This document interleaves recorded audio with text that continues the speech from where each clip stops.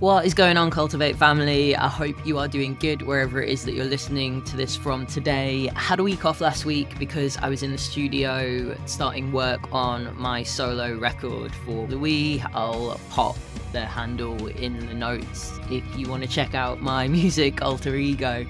But this week I am bringing you a podcast on motivation and habits and where the two lines kind of blur, and also why they're actually completely separate things and you can have strong habits without motivation. Now, the episode I'm bringing you today, this was actually one of the coaching recordings that I made for everybody that's taking part in my SummerSlam and my one-to-one clients. And I sent this to them earlier in the week, but I actually thought this was too good not to offer up for free. If you're listening to this and you're like, damn, I meant to sign up to that SummerSlam thing and it completely slipped my mind, that is no problem. Fill in the form in the show notes. I am taking 2 more people on and then I'm closing the doors on Fuzz Culture Club for the next month while I take a little bit of a break from onboarding anyone new into the team. But I do have some space for some free virtual coffee chats in the calendar this week and next, so take advantage of that if you're interested in some coaching. And if you're one of those people that hasn't subscribed to the podcast yet, followed it, left a little review, said a little nice thing, I would appreciate that so much because it helps this podcast find lots of other queers that need good, inclusive, evidence-based advice about health, fitness, and nutrition. So I hope you enjoy this podcast, and any questions, as always, slide into the DMs. This one is all about habits and motivation, how they intertwine, and how they almost don't, in a sense. So I hope it's helpful for you, and as usual, I will give you some homework at the end. And I've tried to keep this pretty concise, so it's not too long of a watch for you, but I have given some good book references at the end, if any of you want to delve into any of this stuff further. So the biggest thing a lot of people say when they sign up to working with me is that they want a coach for motivation. They want to work with me for more motivation. And the kind of tough love answer to that is that there isn't a way for anyone to just manifest motivation for themselves constantly. It's not possible. And if we put this in perspective of health and well-being, when you sign up to a new gym, a coaching program, or sign up to working with me, you're probably really motivated at that point because you've had the fire to take action. And that in itself is obviously a big form of motivation. You've got a new challenge, you've made an investment in yourself, you're going to start your training journey, you've set some goals, feeling super raring to go. But what do you do when that motivation dips and the novelty of the new exciting thing you're taking action on just wears off? And then you're a few weeks into that thing or your goal and you're just not really feeling that fire anymore.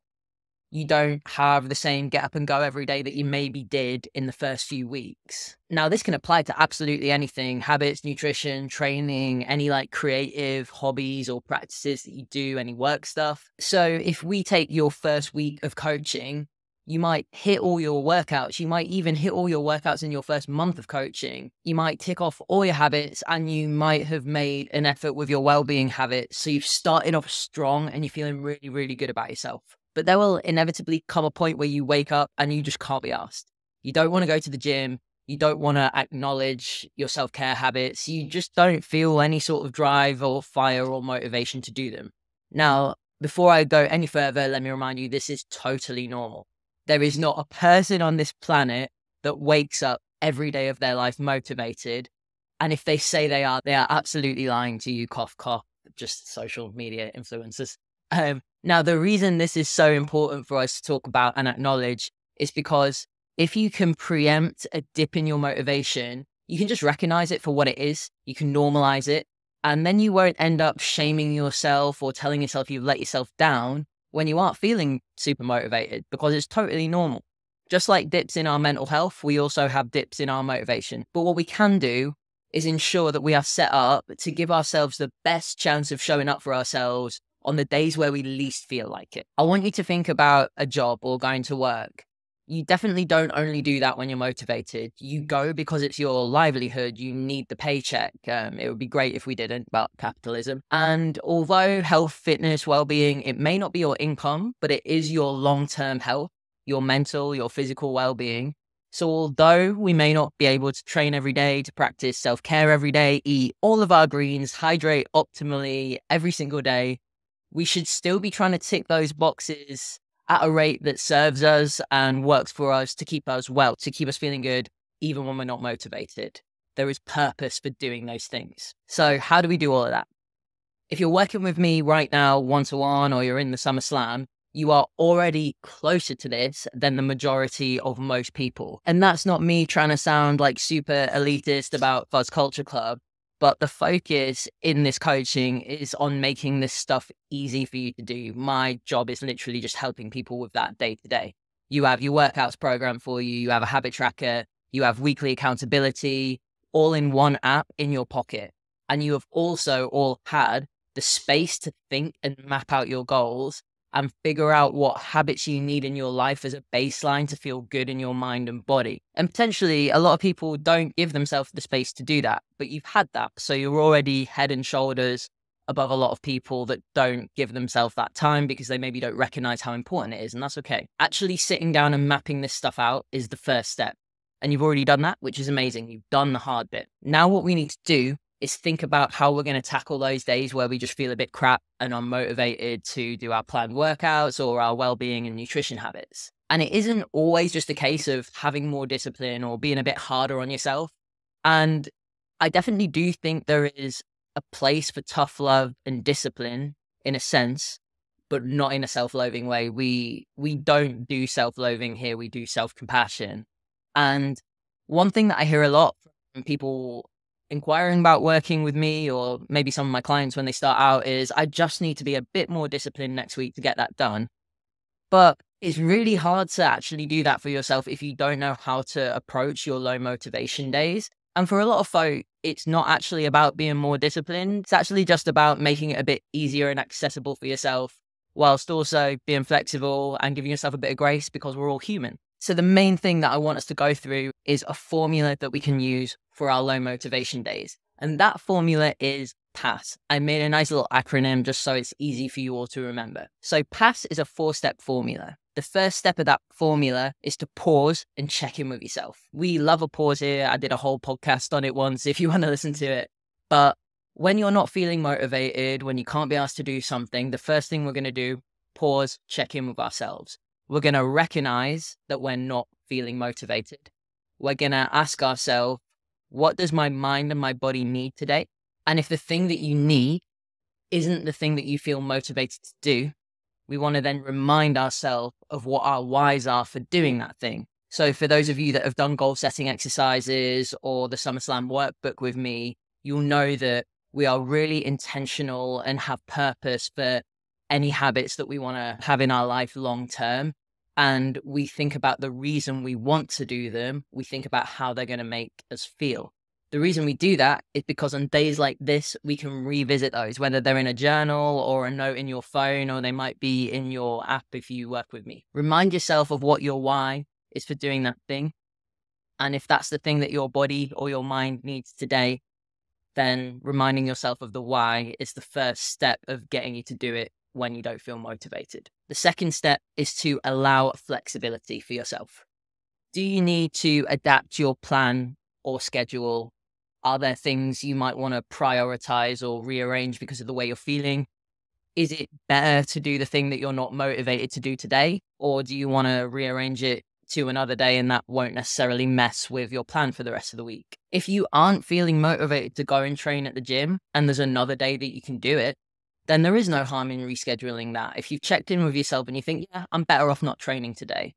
But what I often find is on the days where I'm really not motivated to train, I've normally already got the time blocked out because I've scheduled it. So at that point, I'll probably say, well, it's better for me to go and get that in today because I might not be motivated to do these things the rest of the week either. So if I just keep pushing it back, it will probably never happen. You know, let's be real with ourselves about that stuff. Third step is self-compassion. If you're not feeling your best, that is okay. We want to recognize that mental health dips or feeling a bit low sometimes, it's all part of the process. Remind yourself, we don't have to love every single workout when we're training consistently. You don't have to come out of the gym like buzzing, full of endorphins every single session. It's maybe unrealistic, especially if you're going a few times a week. Every week, and that's going to happen for the rest of your life. You want to remind yourself that some days you won't tick off everything, but doing it imperfectly and giving yourself some grace is the key to doing these things more often and gaining that consistency over the rest of your life, instead of shaming yourself, telling yourself you're not disciplined enough, telling yourself you don't want it bad enough, because you wouldn't be listening to this if you didn't. And then the final step is start small. You've checked in with yourself, you've given yourself some self-compassion, you've allowed flexibility, and you've established what your mind and body needs today. You've established what you might want to prioritize if there's anything you want to reschedule. Then we're going to start small. Make a plan of action and start with just one thing. Going to the gym and just doing the first movement in your program. Putting your trainers on and going outside for 5 minutes and seeing if that turns into a walk. Setting a timer for 2 minutes and sitting down to journal or to meditate, and then carrying on if you want to. Get started and give yourself permission to stop if you're not feeling good. Most of the time you will probably carry on, but sometimes it might be the right time to stop. And that's where that self-compassion part comes in. If you're not feeling it, maybe it's not the day for it. I really like the 2 or the 5 minute goal for anything that you might do around the house. You know, I'm just going to start this. I'm going to do it for 2 minutes. And if I'm not feeling it, I'll stop. If you have to travel to go to the gym, maybe that's a bit different. But also just thinking, I'm going to do the first movement and the first set of my session. And if it's not a vibe, that's okay. I can leave. So those are our 4 steps on days when we're not motivated. Pass. Pause and check in. Allow flexibility.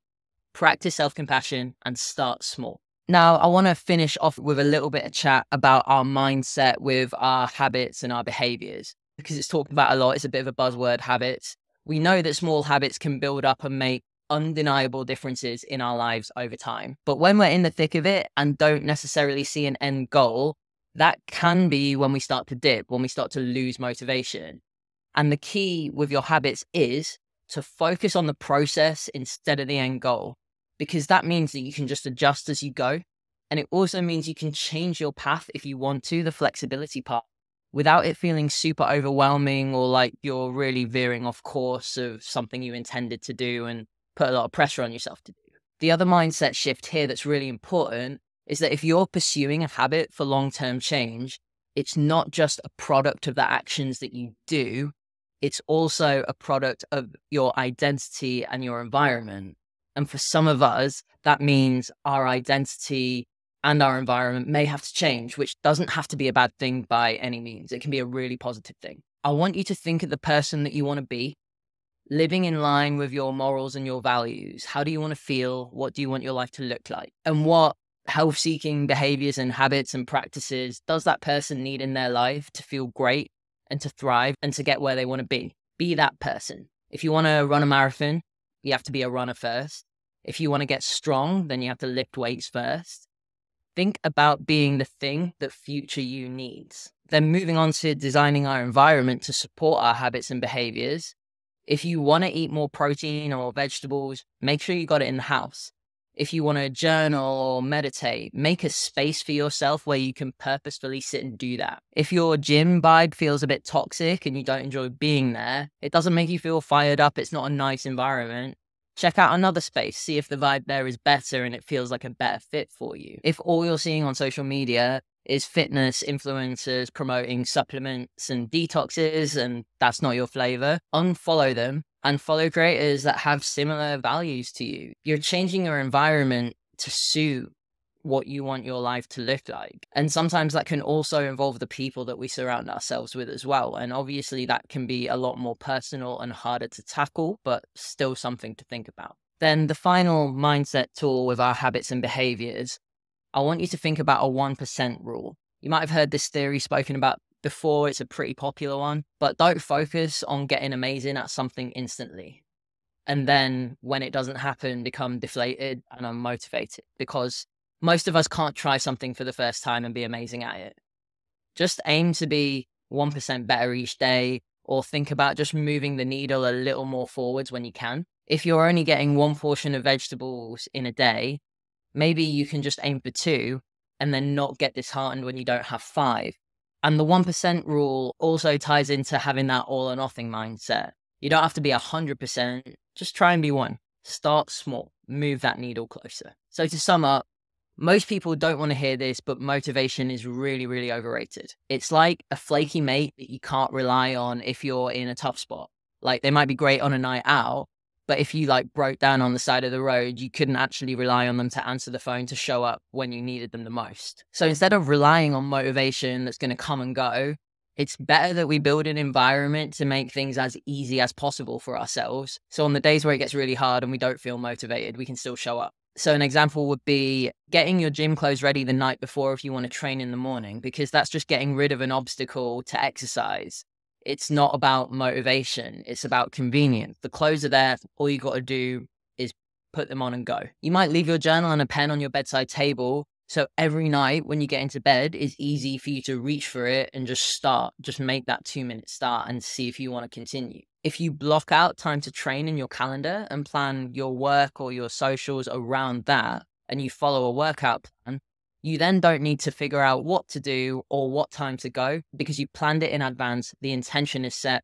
All you need to do is get there. And that requires a lot less get up and go than it does with no plan and no time blocking. If you're super busy, planning what you might want to eat so it's just there, and then you can crack on and not end up picking something random last minute for convenience that might not be in line with our goals. We want to make it really easy for us to instigate these habits and behaviors at the points where we're not motivated. So your task after watching this, I want you to think about something that you really struggle to do when you're unmotivated. Is it gym? Is it nutrition? Is it well-being habits?